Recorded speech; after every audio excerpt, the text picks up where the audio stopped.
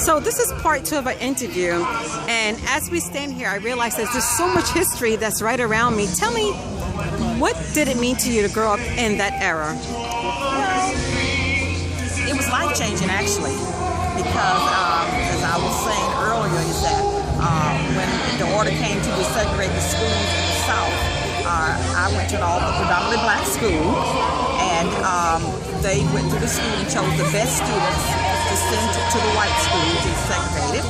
And I remember the first day I went in, I remember how all the students stood around and looked at us. I remember that while we went to algebra class, our instructor told us that we probably should drop the class because she didn't think we would pass. But I thought she was talking to some other students, so I didn't think she was talking to me. So at the end of the year, when I got an A, she told me, she says, I was actually talking to you. She says, but I see I was wrong. And I said, oh, I thought you were talking to somebody else. And I remember also that the white parents took their students out of that school, and they built an actual private school to keep the other students, our kids, from going to school with us.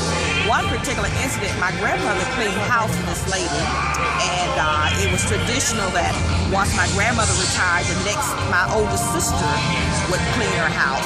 But at the same time now, it comes my turn. And when it came my turn, I wouldn't do it because she took her son out of the school. We were in the same grade. She took him out and put him in a private school. So when it was time for my grandmother to explain to her why I wouldn't do it, she just said, Ann, it's different. But I told her, I'll tell her why. Because if I'm not good enough to go to school with her son, I'm not good enough to clean her house. That is amazing. So today is very significant for you. Yes, very much so. My grandmother, as I said, she was very politically active, and it wasn't for me. I mean, it wasn't for her. It was for me, so that I could become the first black to be promoted to GS14 in my office. Well, that is amazing. Yes. Well, thank you very much for sharing that with us today. Okay.